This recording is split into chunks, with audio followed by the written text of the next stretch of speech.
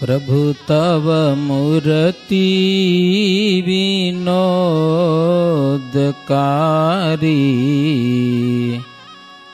પડપણ તે વિસરે નહીં વિસારી,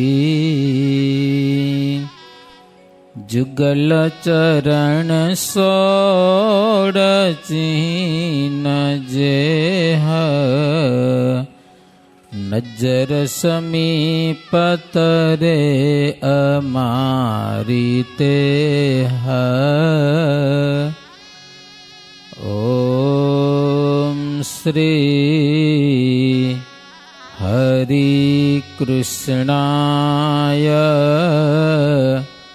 નમઃ. ઓમ શ્રી ઘનશ્યામાય નમઃ. ઓમ શ્રી સ્વામિનારાયણાય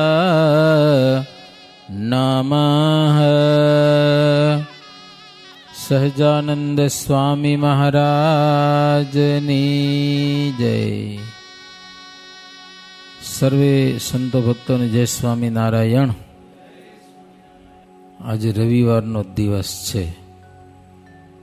દર રવિવારમાં આપણે યોગ મંડળની સભા કરીએ છીએ.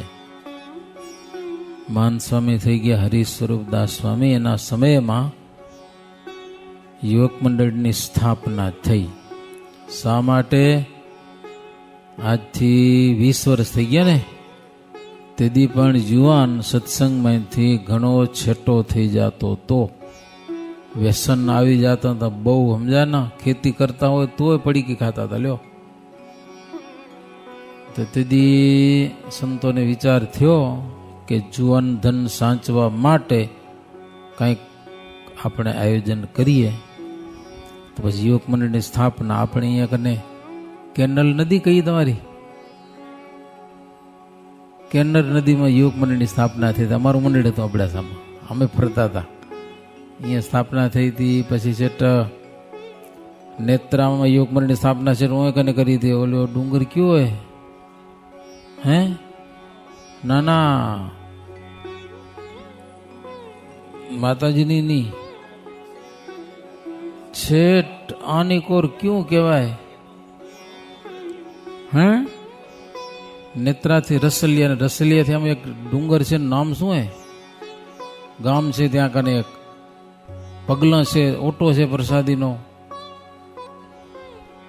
ત્યાં મહારાજ આ રસલિયા ડુંગરની ધાર ઉપર યોગ મંડળની સ્થાપના કરી હતી. ત્યાંની લીલાને તમને ખબર હે શું મહારાજ લીલા કરી હતી? મહારાજ આમથી નીકળ્યા હશે નારાયણ સરોવર બાજુ, કાળા તળાવ તેડાથી આમ હાલતા હાલતા, હવારનો પોર હતો, ડુંગરની ધાર ઉપર બધા બેઠા, નાયા ધોયા. સમજા ને, પછી ભૂખ લાગી હતી બહુ. મુક્તાનંદ સ્વામી ને ઘણા બધા સંતો હતા. સંતો કે મહારાજ ભૂખ લાગી હે. મહારાજ કે ભૂખ લાગી હોય તો કંઈક કરો, કંઈક ખાવાનું કાઢો ડુંગરામાંથી. ડુંગરામાંથી પેણ કંઠા આવે, ખબર તમને? ચર કરે જોયે પેણ કંઠા, જોઈએ પેણ કંઠા? ડુંગળી જેવા પાંદડા થાય લાંબા લાંબા, માંથી એટલો કંઠો નીકળે અંદરથી. પછી ઘસો તો જમાવટ કરે તમારી જોરદાર. એ તમને ખબર નહીં લાગે, ખબર હે?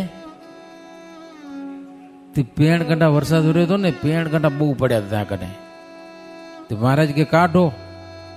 તે લકોટિયા લઈને ને પાણા લઈને બધા માહિતી પેણ કંઠા કાઢ્યા, ઢગલો કર્યો. આ ખવાય? અડે તો ચર કરે. એ ઢગલો કર્યો.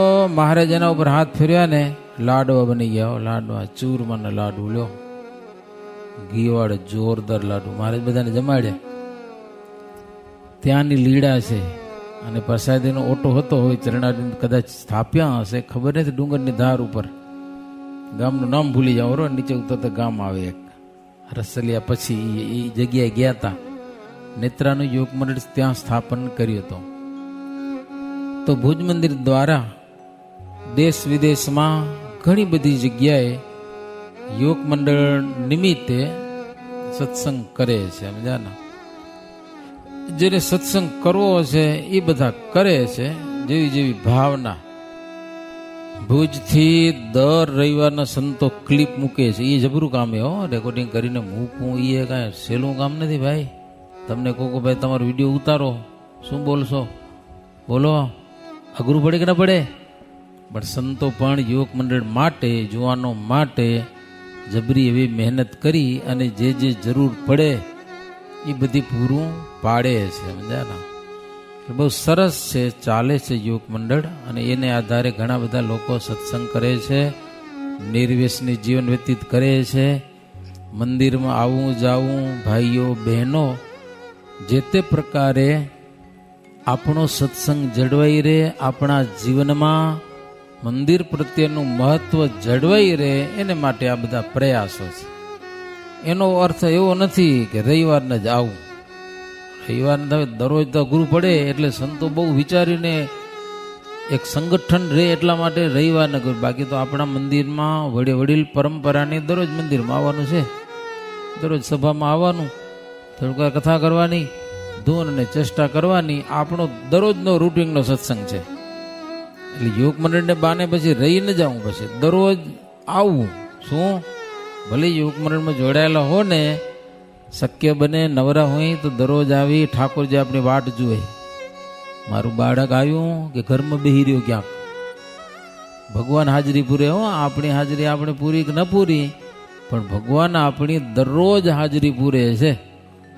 અને અંતિમ વેળા આવશે ને એ તેથી આપણે ફળ આપશે કે દરરોજ મંદિરમાં આવતો. નહીં આવતો હોય કે સા તો કોક દી આવતો કે લ્યો ઘરે નવરો પડ્યો તો તોય ક્યાં કામ કરતા હો, વાડી ગયા હો તો ઠાકોરજી સમજે કે બિચારો કામ કરવા ગયો હોય.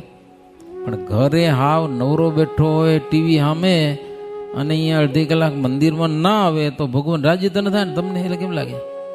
હે, થોડીક વાર તો ઘર છોડવું જોઈએ ને. પછી બહુ સરસ સંતો આવ્યા છે અમારા ગામ આપણું, સમજાના?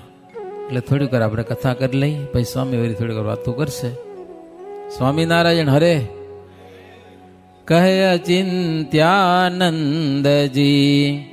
સુણો અભય સિંહ યવનીસ, લીલા લલિત વૃષલાલની મન કોડ ધરીને કહીશ.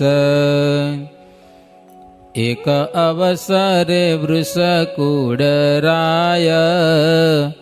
વસીવાસ દુર્ગપુર માયા, ખેલ સારો વસંતનો કીધો, લાવ હરિજન સંતોએ લીધો. અચિંત્યાનંદ બ્રહ્મચારી કહે છે ભાઈ સિંહ, લલિત લીલા લાલની. લલિત એટલે સુંદર, ભગવાનની લીલા. મનમાં કોડ ધરીને કહીશ, હોંશથી તમે સાંભળો. એકવાર શ્રીજી મહારાજ ગઢપુરમાં બિરાજે છે, વસંત પંચમીનો સમય કર્યો, રંગ રમ્યા, લાભ લીધો. પછી શ્રીજી મહારાજ જુનાગઢ પણ પધાર્યા. ત્યાં મહાશિવરાત્રિનો મહારાજ મેળો કર્યો. જુનાગઢમાં મેળો બહુ જોર થાય મહાશિવરાત્રિને દિવસે. બાવા બહુ ભેગા થાય, સમજા ને? નાગા બાવા જોવા હોય તો શિવરાત્રિના મેળામાં જાત જાતના પ્રોગ્રામ કર્યો. નાગા તલવારું ખેડતા જાય, સમજા ને? જાત જાતનું હોય. અમે એકવાર ગયા હતા પણ ગરદી બહુ હતી, પછી ભાગી આવે. કીધું આમાં ક્યાં બહુ માણસો જોવા આવે. નાગા બાવાને જોવા માટે બહુ ભેગા થાય. ખબર નહીં ભગવાનને જોવા એટલે નથી આવતો માણસો. રાતના 9 વાગે રવાડી નીકળે તો બપોરે 12 વાગ્યાથી બેસી ગયા માણસો રસ્તાની બંને બાજુ. જગ્યા ન મળે ને પછી 12 વાગ્યા તું ના બેઠા હોય. તમે વિચાર કરો, રાતના 9 વાગ્યા સુધી નાગા બાવાને જોવા માટે, સમજાય ને? જુનાગઢ તો શ્રીજી મહારાજ ત્યાં કને ગયા. જુનાગઢમાં મહાશિવરાત્રિનો ઉત્સવ ઉજવી અને પાછા પ્રભુ ફાગણ મહિનાની 8મ ફાગણ સુદ 8મના પાછા ગઢપુર આવી ગયા. ગઢપુરમાં એક કારજ હતું, સત્સંગનું નહીં, બહારનું. એક ડોસીમાં હશે શ્રીમાળી, સદ્ધર પાલટી હશે, મોટા હશે. તો એનું વર્ષી શું કહેવાય, એનું વર્ષે એને કંઈક કરે, કંઈ દાડો બાડો જમણવારો કરતા હશે. એક વર્ષ પૂરું થયું હશે, ડોસી ધામમાં ગયા હશે. એને તો શ્રીમાળી 700 માણસો ભેગા થયા હતા ગઢપુરમાં. શ્રીમાળી બ્રાહ્મણો, એમાં દલપતરામ કવિ છે ને એ શ્રીમાળી છે. તો એ કારજમાં એના પિતાની જોડે આવ્યા હતા. એના બાપે સત્સંગી અહીંયા આવ્યા હતા. દલપતરામ કવિની 8 વર્ષની ઉંમર હતી અને ત્યાં ગઢપુરમાં દાદા ખાચરના દરબારમાં આવેલા અને મહારાજના એણે દર્શન કરેલા. પછી તો મારે ધામમાં લઈ ગયા હતા. દલપતરામ કવિને પછી દર્શન નથી થયા, આમ સત્સંગી, પણ 8 વર્ષની ઉંમરમાં એકવાર મહારાજના દર્શન એને ગઢપુરમાં થયેલા. એના બાપ નાખો પરિવાર ગયા હતા મહારાજના દર્શન કરવા માટે. મહારાજ ક્યાં કોઈ પધરામણી કરવા ગયા, સમજા ને, બેઠા. હાજકટાણું થયું, મહારાજ આવ્યા રોલા બધા ઊભા થઈને મહારાજના દર્શન કર્યા. અને મહારાજ ઘોડી ઉપરથી ઉતરી અને ભગુજીને બોલાવ્યા. હાથનો એવો લટકો કર્યો, ભગુજી આ ઘોડી બાંધો એમ કીધું. એ મહારાજના હાથનો લટકો આ દલપતરામ કવિને યાદ રહી ગયો. સમજાને, હાથનો લટકો, ભગુજી ઘોડી બાંધો. આવો એક લટકો આખી જિંદગી યાદ રહ્યો. લ્યો, એને ધામમાં જવાનું થયું ને તઈ મહારાજ એવો ને એવો લટકો કરીને કીધું, કવિરાજ હાલો અમારા ધામમાં ગયો, હાલો. સમજા ને, એ જ લટકો આખી જિંદગી 8 વર્ષની ઉંમરમાં મહારાજ એને દર્શન કરેલા. ગ્રંથની રચના એણે કરી છે દલપતરામ કવિએ. પછી મહારાજ ગઢપુરમાં ફૂલડોળનો ઉત્સવ પણ કર્યો. એમાં પંચાળાથી ઝીણાભાઈ આવ્યા હતા દર્શન કરવા. અને આ બાજુ જીવુબા, લાડુબા, દાદા ખાચર એ બધા ભેગા થઈને વિચાર કર્યો કે મહારાજ દર વર્ષે રામનવમીનો ઉત્સવ કરવા વડતાલ જાય છે, તો આ વર્ષે આપણે ગઢપુરમાં ઉત્સવ કરીએ, મહારાજને વિનંતી કરીએ. એમ બધાએ નક્કી કર્યું, ગમે તેમ થાય આ વર્ષે આપણે રામનવમીનો ઉત્સવ ગઢપુરમાં જ કરવો છે. પછી મહારાજ પાસે આવીને વિનંતી કરી, આગ્રહ કર્યો, હરિનવમીનો ઉત્સવ આપણે અહીંયા કને કરવો છે. મહારાજ હા ના કાંઈ બોલ્યા નહીં, કારણ કે એ લોકોનો વેગ હતો ને કરવો જ છે એવો. મહારાજ હાય ના પાડી ને નાય ન પાડી, બોલ્યા નહીં કાંઈ. પણ એવું લોકો મન નક્કી માની લીધું. સમજા, પછી કંકુત્રી લખી નાખી લ્યો મહારાજની રજા વગર. હવે બન્યું શું, આ લોકો એ લોકો પત્રિકાથી લખીને ગયા, ગુજરાતથી ને બધા હરિભક્તોને બોલાવીએ, મોટે પાયે કરીએ. ઝીણોભાઈ અહીંયા કને આવ્યા હતા પંચાળાના. ઝીણોભાઈ પછી મહારાજ પાસે આવ્યા, કારણ કે એને આ બધી વાતની ખબર પડી ગઈ અહીંયા કને મહારાજ રામનવમીનો ઉત્સવ કરશે. મહારાજ પાસે આવીને ઝીણોભાઈ કે મહારાજ આ વર્ષે તમે રામનવમીનો ઉત્સવ અહીંયા કને કરવાના છો, એનો જેટલો ખર્ચો થાય ને એ ખર્ચો મારે કરવો છે, મારે યજમાન થવું છે. સમજાય ને, મને સેવા દો. શું, જેટલા સંતો આવે, જેટલા હરિભક્તો આવે એ બધાનો ખર્ચો હું આપું. મહારાજને કે મહારાજ વચન આપો કે હો. મહારાજ કે જો આ સંસ્થા નથી, આ કોઈ મંદિર નથી, દાદા ખાચરનો દરબાર છે, હજી મંદિર થયું નતું ગઢપુરમાં. તો મહારાજ કે અમે જેના ઘરે રહીએ છીએ એને પૂછ્યા ને તમને કેમ નક્કી કરું, તમે એને જ કહો, તમે દાદા ખાચરને કહો કે ખર્ચો હું આપીશ. કે મહારાજ કે હું વચમાં શું કેમ પડું. મહારાજ હા નાનું કાંઈ કીધું નહીં, ઝીણાભાઈને યજમાન થવો. લ્યો, હા મેં થયો, ખર્ચો બધો મારે આપવો કે ઉત્સવ થાય એનો. એટલે પછી ઝીણોભાઈ કે દાદા ખાચર પાસે. દાદા ખાચરને ઝીણોભાઈ ભાઈબંધ થાય, ખાસ મિત્ર, દોસ્તાર. ઝીણોભાઈ દાદા ખાચરને કે જો રામનવમીનો ઉત્સવ તમે અહીંયા કને કરો તો એનો ખર્ચો બધો મારે આપવો છે. કે હા, અને લેવો જ પડશે તમારે. શું કે મારે જ આપવો છે.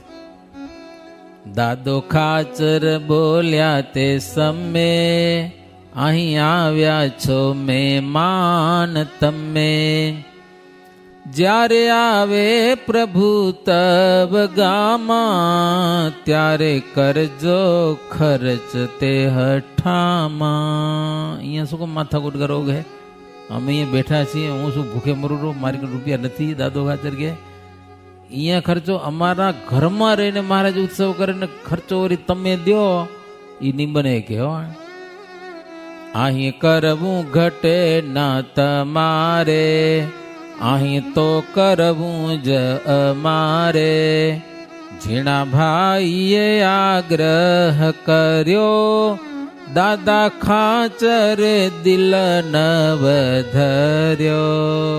દાદા ખાચર નહીં બનાવી ગયા, ના પાડી ચોખ્ખી. નહીં તો પૈસા મળતા હોય તો શું વાંધો આવે, પણ નહીં, અમે ખર્ચો કરશું. તમારા ગામમાં મહારાજ આવે તો કરજો ને, કોણ ના પાડે લ્યો. પછી તો દાદા ખાચર હરજી ઠક્કર ને લાદા ઠક્કર ને કહીને એ કંકોત્રીઓ લખી નાખી. પછી હરજીવન, લક્ષ્મીરામ અને બેચરભાઈ આ બ્રાહ્મણો હતા, હે છે અમદાવાદ સુધીને પત્રિકાઓ પહોંચાડે, એને કંકોતરિયા બ્રાહ્મણ કહેવાય. ઠેક ઠેકાણે જેટલી પત્રિકા નામ લખ્યા હોય ને એ પ્રમાણે કાંઈ કે તેથી કાંઈ ટપાલ વ્યવસ્થા બીજું હતું નહીં.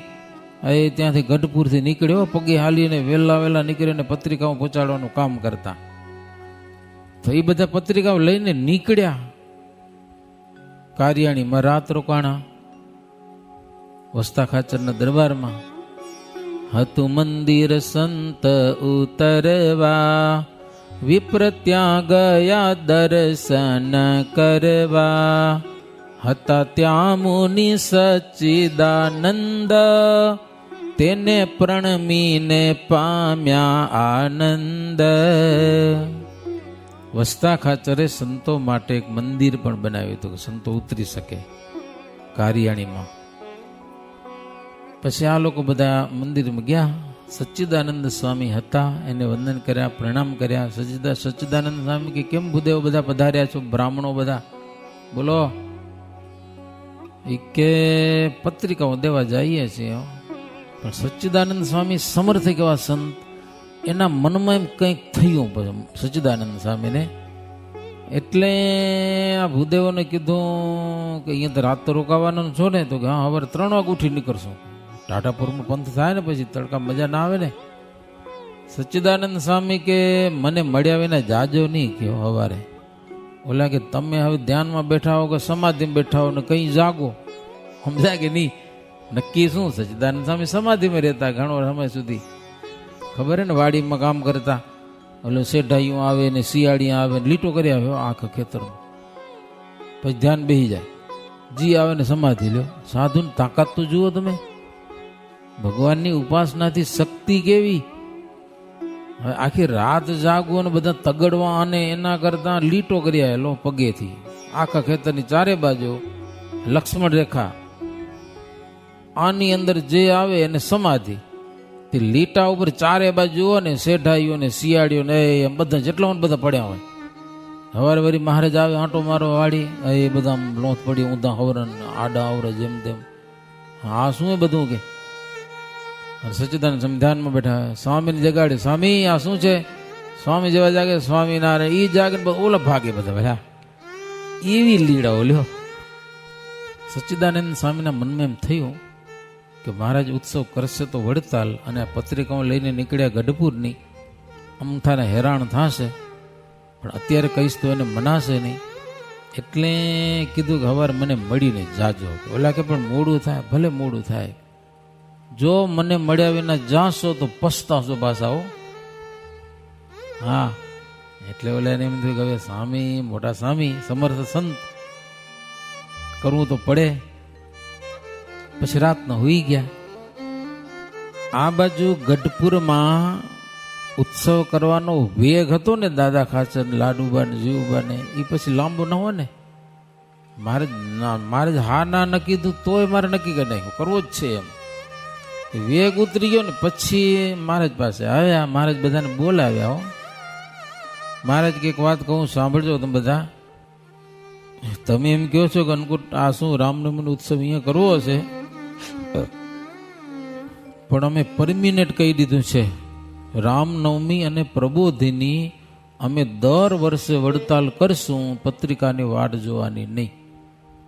પછી રામનવમીનો ઉત્સવ અને પ્રબોધિનીનો ઉત્સવ, પ્રબોધિની એકાદશી દિવાળી પછી, એ 2 ઉત્સવ ઉપર મહારાજ વડતાલ પહોંચી જ જાય. કદાચ મહારાજ ન જાય ને તો સંતો ત્યાં કને પોગી જાય, હરિભક્તો પોગી આવે, બધા કાંઈ પત્રિકાની વાટ જ નહીં જોવાની. બસ સમાચાર આવે કે ના આવે, પણ ઉત્સવ હોય જ ફાઇનલ. તો મહારાજ કે રામનવમીને પ્રબોધની વડતાલ માટે અમે ફાળવી નાખી છે દર વર્ષને માટે. અને તમે એમ કહો આને આ કરો છો ઉત્સવ, ક્યાં છે સુરતથી ના બાજુ બુરાનપુરથી હરિભક્તો સીધા વડતાલ આવશે, એને ક્યાં ખબર છે કે ગઢપુર કેમ પહોંચશે? અને ત્યાં પત્રિકા તમે ક્યાં પહોંચાડવાના છો? મહારાજ કે હરિનવમીનો ઉત્સવ આ વર્ષે તો વડતાલમાં જ થશે. શું? હા. પછી તમને બહુ હોશ હોય તો આ વખતે અમે કહી દેશું કે આવતા વર્ષની એક રામનવમી ગઢપુરમાં કરશું, તો ગઢપુરમાં આવજો બધા. તો હરિભગત ખોટી ન થાય કેમ? બિચારા વડતાલ વાટ જોતા હોય ને ત્યાં આગળ ઉત્સવ હોય નહીં. એટલે મહારાજ કે આ વખતનો ઉત્સવ તો વડતાલમાં જ થશે. એટલે ઓલે બધા ટાટા થઈ રહ્યા. મહારાજ કે બોલો મહારાજ તમારી ઈચ્છા તમે શું કરીએ, કાંઈ ન થાય ને. પણ મહારાજ કંકોત્રી લખાઈ ગઈ એનું શું કે લ્યો, પત્રિકા લઈને નીકળી ગયા એનું મહારાજ કે એની ચિંતા ન કરો. એ બધા કાર્યાની રાત રોકાણાય અને સચ્ચિદાનંદ સ્વામી જવા નહીં દે કોઈ નહીં, કે નહીં સ્વામીને ખબર.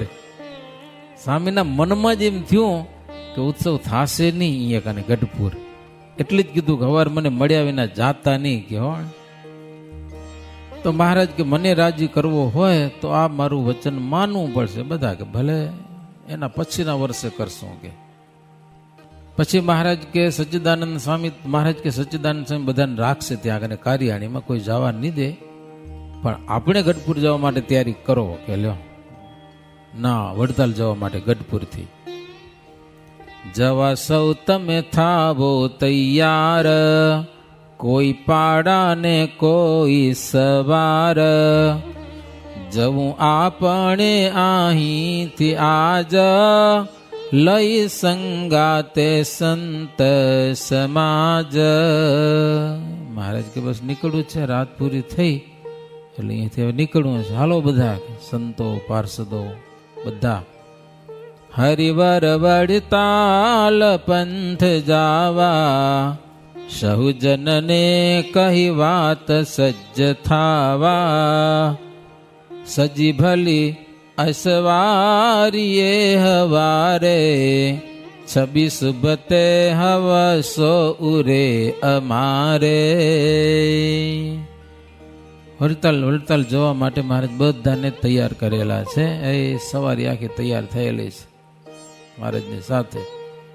56મો વિશ્રામ પૂરો થયો.